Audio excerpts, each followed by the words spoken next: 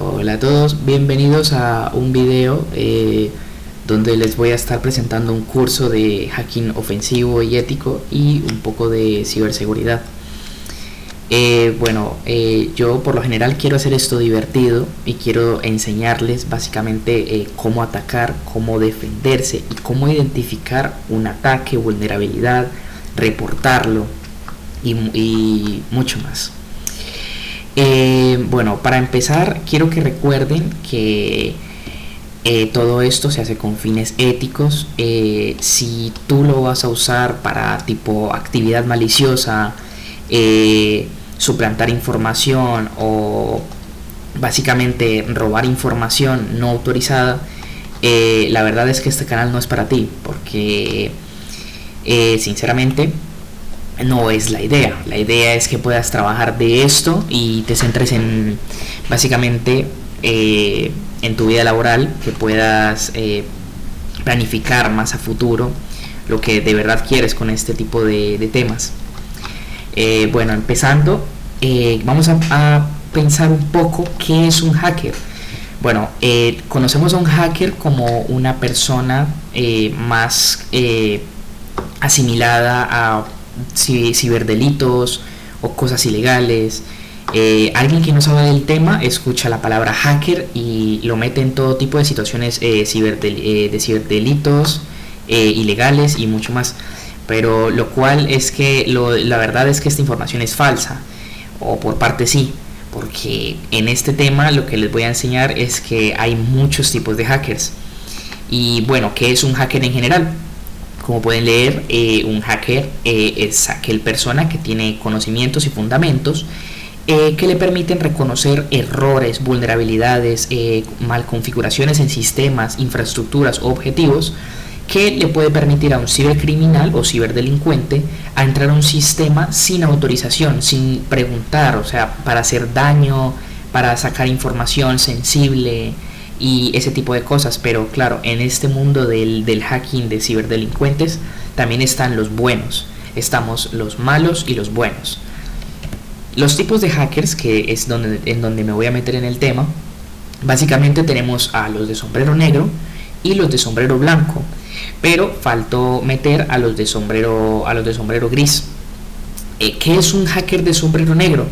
Vale, un hacker de sombrero negro es aquel hacker que usa todas sus técnicas y conocimientos y fundamentos para hacer daño, ¿okay? Él lo hace todo sin autorización y ilegal. No busca protección de sistemas, no busca un trabajo básicamente legal y ético, sino que se va a beneficio propio. Quiere dañar sistemas porque lo quiere y ya está. Tenemos el hacker de sombrero blanco, que es aquel que también es igual al Black Hat, pero con una diferencia, que el hacker de sombrero blanco lo hace de forma ética y autorizada. Es aquel hacker que lo hace de forma profesional, ético, autorizado y legal. No hay diferencia entre los dos de conocimiento, los dos saben igual. Uno sabe atacar un sistema, el otro también. Uno sabe programar un exploit, el otro también, porque básicamente no cambia el conocimiento. Los dos hackers son los mismos. Lo único que cambia es la autorización y la legalidad, sus fines con lo que lo hacen. Este curso va dedicado a básicamente tratar de hacer un estudio un poco más prolongado al CEH, Certified Ethical Hacker, tanto el teórico como el práctico, el del V13 o el V12. También está dedicado al Offensive Security Certificate Profesional, que sería el OSCP, que es el certificado, el cual te certifica como básicamente un alias manos a la obra. Les voy a enseñar un poco más al fondo de los tipos de hackers, porque no solo hay sombreros blancos y negros. Tenemos en primer lugar a los script kiddies. ¿Qué son los script kiddies? Son aquellas personas que, apenas están empezando en esto de la ciberseguridad, del hacking, y claro, hay algunos script kiddies que les interesa mucho el tema y van subiendo de nivel. ¿Cuál es el problema acá? Hay unos script kiddies que pueden ser problemáticos, como otros que van a lo que van, a su futuro, a tener un futuro prometedor en este tipo de enseñanzas. Y hay otros que pueden dar problemas. Un ejemplo muy básico son aquellos script kiddies que llegan a internet y dicen ser hackers profesionales para infundir miedo a gente que no tiene conocimiento, pero en verdad quedan totalmente atónitos frente a un hacker profesional y quedan sin saber qué hacer. Son también aquellas personas que usan herramientas de hacking, pero ni siquiera, o sea, encima herramientas que son educativas y ni siquiera saben cómo funciona su código. Tampoco saben programar un código, ni por lo menos, al menos tampoco saben un poco de redes. Pero hay script kiddies que sí van a lo que van, van con enseñanza, no van de la mano de ellos mismos, sino que buscan ayuda para aprender mucho más a fondo, a profundidad, para subir de nivel. Tenemos al hacker de sombrero blanco, que ya lo había explicado, es aquel hacker profesional que lo hace con autorización y de forma ética. Tenemos a uno nuevo, tenemos al hacker de sombrero gris. Este hacker es ambicioso, es como el chismoso, el que le gusta ver cosas que no debería estar viendo. ¿A qué me refiero con esto?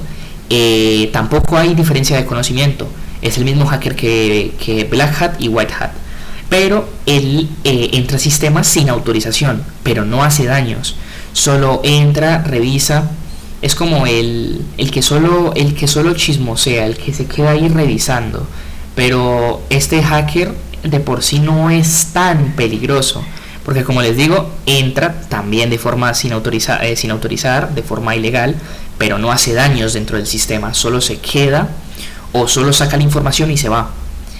Tenemos al Black Hat, que es el sombrero negro, que ya lo expliqué también, es el hacker malicioso, que lo hace con fines no autorizados, con fines de beneficio propio y para hacer mucho daño. Tenemos también al hacktivista, que estos son más que todos entre grupos. Por ejemplo, tenemos a We Are Legal, tenemos a Anonymous, tenemos a Carbrack. Básicamente estos hackers son los que se encargan de aparecer por ejemplo, en hackeos políticos, sociales y mucho más que tenga que ver con el estado político y demás. Tenemos a los hackers suicidas. Estos hackers son un poco, como dice su nombre, son suicidas porque nosotros seguimos una metodología de hacking que básicamente consta de un proceso que hay que seguir al pie de la letra. Estos hackers son aquellos que lo hacen, un objetivo muy básico, lo hacen por fama, quieren fama pero instantánea. Entonces, ¿qué es lo que hacen? Ni siquiera siguen esa metodología y se tiran con todo a sistemas que ni siquiera deberían atacar. Así que esto les conlleva a cárcel y a problemas ilegales muy graves. Vale, las motivaciones de los hackers pues ya se darán cuenta un poco. Claramente es diversión, puede ser también curiosidad, probar sus habilidades, que normalmente esto pasa en los script kiddies cuando pasan a sombrero blanco o sombrero negro o sombrero gris. También lo hacen por pago, porque es que por experiencia propia nosotros no ingresamos a un servicio si no hay pago, porque de verdad esto no es como apretar un botón mágico y hackeamos a, no sé, la NASA. Eso es prácticamente imposible, eso es como un trabajo cualquiera. Si vas a estudiar esto para decir en todos lados que eres hacker y eres ofensivo, estás muy equivocado, porque esto es un trabajo completamente normal y muy, muy técnico y tiene mucho esfuerzo. Así que normalmente eso se hace mucho más es por pago. No queremos gastar horas buscando vulnerabilidades o hackeando un sistema de forma autorizada, claro, sin ni siquiera una paga, porque no vamos a gastar tiempo en eso sin recibir una recompensa. La venganza también se ve mucho en los hackers de sombrero negro o en los hackers de sombrero gris, ya que tal vez un conflicto con otro usuario y demás. Buscan también la destrucción más que todo. La destrucción se ve tanto en hackers de sombrero gris, tanto negros como blancos, que son los profesionales éticos. Ellos buscan, por ejemplo, ya sea destruir para construir. Es un término que usamos en la ciberseguridad porque es lo que hacemos, destruimos para construir un sistema más protegido.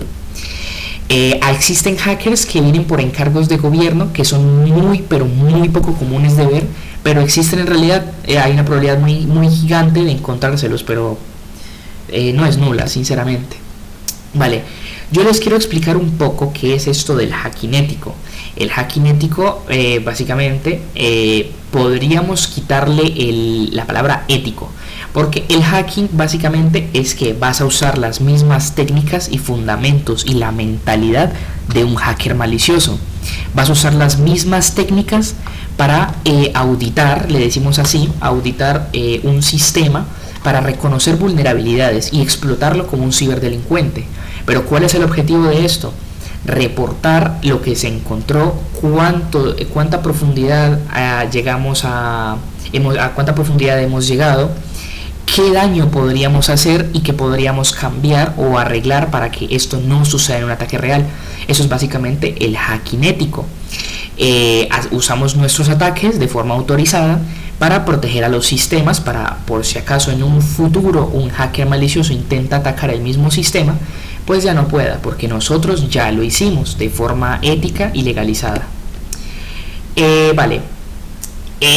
Acá vamos a responder unas preguntas a profundidad para evaluar la seguridad del sistema. ¿Qué tan profundo puede llegar un intruso en los sistemas? Por experiencia, esto depende demasiado. Depende de qué tanta protección y qué tantas configuraciones fueron olvidadas en el sistema, y depende del objetivo, si es una infraestructura, una empresa, un usuario, el objetivo que sea. En caso de que de algún ataque haya alguien que lo note dentro de la organización, normalmente es el analista de SOC, es aquel que se encarga de analizar el tráfico todo el tiempo, analizar peticiones, analizar la manipulación de tráfico y analizar básicamente el comportamiento en el sistema. Es aquel que se encarga de revisar si hay algún ataque activo, y luego él le pasaría al responder, que es el que se encarga de responder e intentar mitigar ese ataque. ¿Cuáles son los recursos que deben protegerse? Vale, esto básicamente se centra más en la integridad, en algo que llamamos la triada de la CIA, que eso lo vamos a ver un poco después. ¿Cuáles son los flancos expuestos en la organización que tengan problemas de seguridad? Bueno, esto puede depender muchísimo, sinceramente.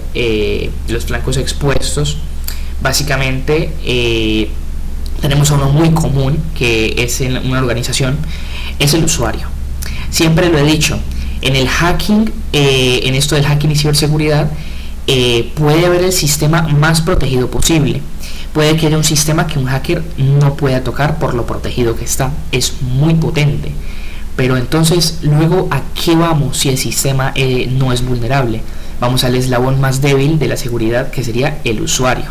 Vamos al ser humano, que básicamente es explotar. No explotamos un software tecnológico, explotamos la confianza del ser humano, comprometemos su curiosidad y mucho más. Vale, hay que tener una clara diferencia, que fue lo que expliqué anteriormente. Un hacker ético y un hacker malicioso tienen muchas cosas, tienen solo de diferencia su intención y su legalidad, su autorización. Como les dije, ninguno de los dos tiene una diferencia de conocimiento. Los dos saben exactamente lo mismo, sino que uno es autorizado y de forma legal. El otro lo hace para beneficio propio y de forma ilegal, sin autorización. Este es un proceso que se hace por medio de una documentación y una autorización firmada, que le dice al hacker ético, la empresa le dice al hacker ético: oye, yo quiero que tú audites mi empresa, quiero que veas qué tan profundo podría llegar un hacker malicioso para que cerrar esas vulnerabilidades que encontraste y que podamos mejorar la seguridad de la empresa. Entonces la empresa le da el contrato al hacker para que él tenga autorizado que él puede hacerlo y no meterse en un problema ilegal porque fue autorizado. En cambio, el hacker malicioso no busca ese documento, sino que directamente lo hace sin avisar, sin decir nada.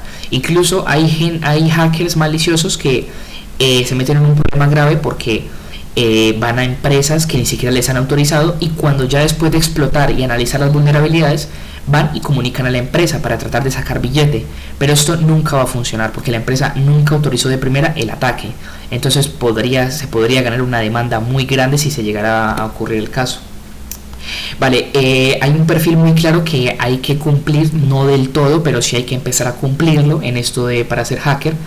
Es que tienes que saber en sistemas operativos, tienes que saber Linux y Windows más que todo. Unix es más que todo un segundo camino que hay que tomarlo obligatoriamente, pero no va a ser tan importante en este caso. Vamos a aprender Linux y Windows, que básicamente Linux es la etapa central de toda la tecnología que nos rodea, ya que Linux es un código abierto donde se maneja como administrador todos los sistemas posibles. De hecho, los dispositivos Android en celulares, en telefonía, están a base de Linux. Windows es un closed source, que básicamente Windows es código cerrado. Básicamente eres muy limitado en ese tema. Así que luego voy a empezar a explicar qué vamos a necesitar. También tienes que tener conocimiento en seguridad, en cómo protegerte, en qué esconder, en qué evitar exponer para que un hacker malicioso pueda exponerte a ti. Tienes que saber criptografía, técnicas de defensa y ataque. Acá llegamos a un punto de hábil en programador y desarrollador. Lo que a ti te hace hacker exactamente, sí es verdad, un poco de conocimiento, pero lo que a ti te hace de verdad un hacker es programar tus propios ataques, saber dónde atacar. Tienes que programar tus propios exploits y automatizar tus ataques, lo cual definirá si eres hacker o no. Tienes que entender cómo operan las diferentes bases de datos. Hay bases de datos que funcionan diferentes a otras. Puede que una base de datos lleve una petición a una base diferente que va al endpoint o a la primera entrada. Así que hay que identificar muy bien cómo funcionan las bases de datos. Tienes que ser también, esta sí es obligatoria, tienes que ser experto en redes. ¿Por qué? Porque nosotros los hackers solo podemos atacar cosas con internet. Por ejemplo, si yo tengo mi celular sin internet, sin datos, ni conexión, ni nada, básicamente hackearlo va a ser imposible, porque básicamente no está conectado a mí, no puedo conectarme a él. Así que tengan muy en cuenta eso. Los hackers solo podemos hackear cosas con internet, y claro, que estén mal configuradas y estén desactualizadas y tengan vulnerabilidades. ¿A qué me refiero con tener conocimiento en redes? Tenemos que tener conocimiento en esto porque tenemos que saber identificar puertos vulnerables, sus servicios y cómo están operando esas redes, para saber dónde me puedo mover, dónde puedo atacar y dónde puedo proteger. Vale, tenemos que ser conscientes también de la legislación y procesos de documentación, porque hay empresas que te dan el documento y tienes que saber leerlo muy bien y poner mucha atención, porque hay empresas que te dicen a lo que no puedes hacer y lo que puedes hacer. Pueden ser ataques de denegación de servicio o ingeniería social. Llegamos también a un punto interesante que sería básicamente ser muy hábil en la ingeniería social. Esto es súper importante. ¿Qué es la ingeniería social? La ingeniería social es básicamente el arte oscuro, por así decirlo, de manipular a un ser humano, de tener una ingeniería avanzada para comunicarte con un ser humano y aprovecharte de él. Es como la psicología. La psicología es un arte bonito, porque te centras en ayudar a un ser humano, entenderlo para ayudarlo a mejorar. En cambio, la ingeniería social es parecida a la psicología, pero no es nada bonita. Es un arte malicioso que se encarga de manipular a un ser humano y aprovecharse de él, ya sea para sacar información sensible o directamente hackear su sistema. Es muy importante, aunque seas un hacker ético, tienes que ser muy bueno en ingeniería social. Así no seas malicioso, no quieras atacar personas, tienes que ser bueno en esto, porque hay empresas que te van a pedir, sí, permito ingeniería social, y eso te va a ayudar bastante, porque si el sistema no te deja explotar una vulnerabilidad, puedes irte por el eslabón más débil, que es el usuario. También tienes que estar siempre de punta de lanza con las tecnologías nuevas, porque si hace años pudiste hackear un sistema de una forma, no significa que hoy en día puedas hackearlo de la misma manera. Puede que esa vulnerabilidad ya la parcharon, ya la cerraron, o sea que ya no puedes volver a atacarla de la misma forma. Tienes que estar pendiente y atento de cada actualización, de cada tecnología nueva que se implementa, para lograr saber qué es lo que vas a atacar ahora. Idealmente es muy recomendable tener una buena redacción y una buena ortografía, porque básicamente en esto del hacking no vas a ver siempre dibujos, no vas a ver imágenes, no vas a ver nada de eso. Lo que más vas a ver acá todo el tiempo va a ser texto. números y código, no va a haber nada de imágenes. Por eso he pedido muy buena redacción, porque hay que leer demasiado. También te pido tener muy buena ortografía, porque créeme que Linux es muy pero muy sensible al tema de los comandos. Si te equivocas en una sola palabra, en una sola letra, en un solo punto, todo te salió mal. Es básicamente eso. Vale, tenemos los tipos de pentesting. ¿Qué es un pentesting? Es básicamente una auditoría que hacemos para una prueba de seguridad. Tenemos los tipos de pentesting, que serían los tipos de objetivo que tenemos. Tenemos la white box, la gray box y la black box. Voy a empezar al revés, que debería ser así. Tenemos la caja negra. ¿Qué es la caja negra? Es un objetivo que más que todo es lo que vamos a auditar todo el tiempo. Es un objetivo que no conocemos de absolutamente nada. Es un objetivo nuevo para nosotros, así que tenemos que hacer toda la metodología, que la voy a explicar en un momento. Tenemos la caja gris, que es el objetivo que conocemos más o menos. Es un objetivo que no conocemos del todo, pero sabemos un poco cómo funciona, sabemos un poco dónde están los campos de entrada para intentar buscar vulnerabilidades. Tenemos la caja blanca, que sería el objetivo que conocemos al 100%. Es el objetivo que básicamente no nos hace falta tanto tocar, porque es un objetivo, por ejemplo, Instagram. Me piden auditar Instagram. Vale, yo uso mucho Instagram. Significa que lo conozco, sé dónde puedo poner en los campos de entrada, sé dónde están las configuraciones y dónde están las cuentas, ¿vale? Entonces, más sencillo, caja negra, objetivo que no conocemos de nada. Caja gris, objetivo que conocemos más o menos. Y caja blanca, objetivo que conocemos al 100%, sabemos tocarlo, ya hemos interactuado con él. Vale, nosotros tenemos una metodología que hay que seguir al pie de la letra. Básicamente tenemos la identificación del objetivo, que es saber qué estoy atacando. Tenemos el footprinting o el escaneo, que básicamente es buscar información pública de él, o escanear básicamente lo que pasamos al paso número 3, que es analizar las vulnerabilidades que tiene, básicamente las brechas que yo podría utilizar para acceder a ese sistema de forma maliciosa. Luego sigue la explotación, que es el hackeo del sistema.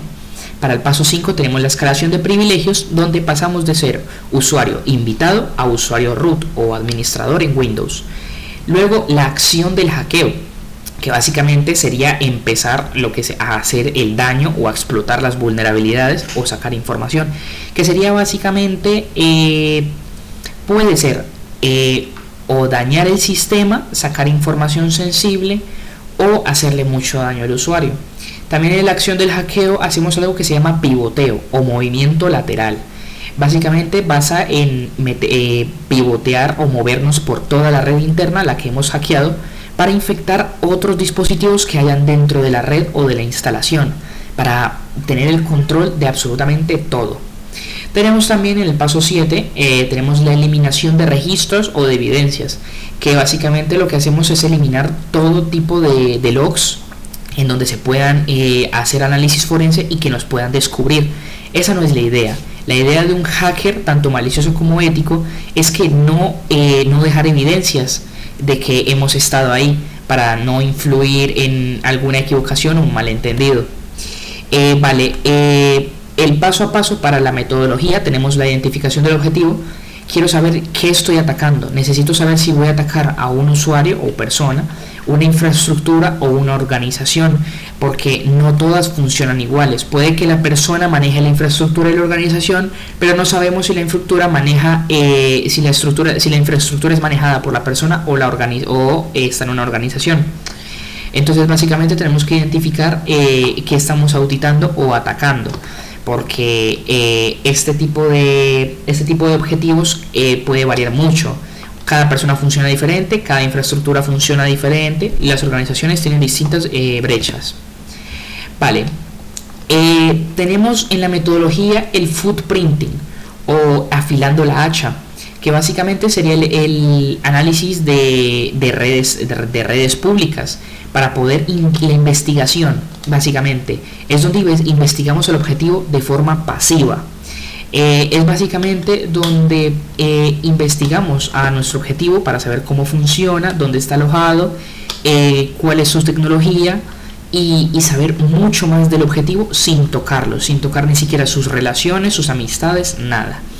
Esto incluye información pública, documentos expuestos, direcciones IP, infraestructura, contraseñas expuestas, correos electrónicos, que normalmente las páginas web dejan ancladas correos electrónicos a la dirección de IP origen, organigramas, Google Docking o directamente, que sería ya el footprinting activo, que sería la ingeniería social. Luego llegamos al análisis de vulnerabilidades, que sería el escaneo de puertos y aplicaciones. Aquí es donde identificamos qué servicios están detrás de un puerto. Vale, y primero quisiera explicar qué son los puertos. Los puertos son básicamente, hagamos de cuenta una casa. Tenemos la puerta de la casa muy asegurada, no podemos entrar por ahí. En cambio, tenemos ventanas de la casa, que son los puertos. Hay puertos que están cerrados o porque simplemente no están escuchando un servicio, pero hay puertos que o pueden que estén filtrados por el firewall o estén básicamente abiertos con un servicio escuchando. Entonces imagínate que un puerto es una ventana y ahora imaginemos que un puerto está abierto con una vulnerabilidad y un servicio vulnerable. Es una ventana que está entreabierta y el hacker puede ingresar para ver qué es lo que hay dentro de esa casa. Es básicamente eso. Tenemos los exploits, que pueden ser tanto públicos, que se les dice CVE, o Zero Days. Los exploits públicos son aquellos exploits que se usan para atacar vulnerabilidades, para ingresar y evadir defensas, que ya fueron creados por alguien más y ya los encontró alguien más. Un Zero Day es un exploit o una vulnerabilidad que básicamente ni siquiera el fabricante del dispositivo o del sistema sabe que existe. Por eso se le dice Zero Day, tiene 0 días de descubierto. Así que este puede ser el más peligroso porque básicamente es una vulnerabilidad que pues nada, no se sabe absolutamente nada de él y solo el hacker que lo descubrió lo tiene y puede aprovecharlo para bien o para mal. En el análisis de vulnerabilidades podemos tener herramientas automatizadas, lo cual lo voy a explicar más adelante, pero yo no lo recomiendo demasiado porque podemos tener básicamente brechas de falsos positivos. Yo prefiero hacerlo de forma manual porque directamente estaríamos atacando lo que necesitamos. No soltamos la herramienta automatizada para que nos dé falsos positivos y podemos garantizar un poco más de eficacia. Vale, tenemos también el código fuente. Hay páginas web o sistemas que dejan el código fuente expuesto para poder saber su tecnología y cómo funciona. ¿Cuál es el problema? Hay veces que dejan información expuesta y sensible que no deberían de dejar ahí. Tenemos los scripts y aplicaciones que vamos a estar utilizando también para analizar los scripts y aplicaciones que usan este tipo de sistemas. También tenemos las más comunes, o bueno, la más común en general, tenemos la inyección SQL, que básicamente sería alterar la base de datos de una aplicación web o de un código para o manipularlo o verlo, que básicamente esto no debería pasar. Tenemos también la denegación de servicio o denial of service, o de DOS, que sería denegación de servicio distribuida, o distribuir denial of service. Vale, también tenemos que tener muy en cuenta la evasión de firewalls. ¿Qué es el firewall? El firewall es aquella pared de fuego, como dice su nombre, que se encarga de dejar pasar el tráfico legítimo y mitigar el tráfico malicioso. Tenemos a los watchdogs y el firewall, por supuesto. ¿Qué es el watchdog? Bueno, el watchdog lo podemos tener como el IPS. El IPS es el proveedor de internet que te da a ti conexión a la web. Es aquel que se encarga de verificar el tráfico que pasa por ti para decirle al firewall, esto no debería estar aquí. Básicamente, por ejemplo, si hay una petición maliciosa de un malware o algo así que esté mal configurado, básicamente el watchdog lo va a detectar y le va a decir al firewall, oye, deja pasar todavía las peticiones de Google, deja pasar internet, deja pasar Wikipedia, pero no dejes pasar este tráfico. Ese tráfico es malicioso. Básicamente es eso, nos vamos a centrar un poco más en este tema más adelante. Tenemos la explotación, después de enumerar las vulnerabilidades, analizarlas y la investigación. Ya hicimos todo, tenemos un plano gráfico de todo lo que vamos a atacar. Tenemos básicamente la explotación de vulnerabilidades, explotar y atacar lo que encontramos, ingresar a sistemas descubiertos Y tenemos acá unos 3 ataques muy básicos, pero altamente eficaces. Tenemos ataques de fuerza bruta por medio de diccionario. ¿Qué son ataques de fuerza bruta por medio de diccionario? Son aquellos ataques que básicamente consiste en usar una lista de palabras con un software automatizado para atacar un sistema e intentar encontrar la contraseña. No siempre funciona, porque hay gente que usa contraseñas muy únicas, pero puede funcionar, siempre está la probabilidad. Así que la fuerza bruta básicamente es un software que prueba contraseña con contraseña a la fuerza bruta, así, sin pensarlo. Contraseña, prueba esta, luego otro, a una velocidad grandísima, hasta que encuentre la contraseña que es. Y como les digo, no es tan probable que se encuentre esta contraseña, porque hay gente que usa contraseñas muy únicas. Por ejemplo, un caso común es no usar contraseñas, por ejemplo, usuario 123, administrador 1234 y contraseñas débiles.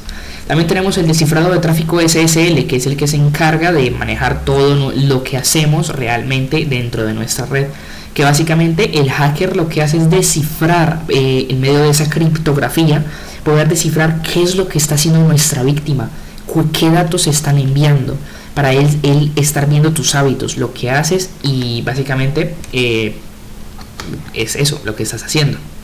Tenemos un ataque muy famoso que básicamente se hace con EtherCap o BetterCap, o muy comúnmente con Wireshark, que es un analizador de paquetes. ¿Qué es el MITM o el hombre en el medio, man in the middle? Básicamente es en nuestra conexión a internet, dentro de nuestra red, estamos nosotros. Pasamos por un switch y luego pasamos al router.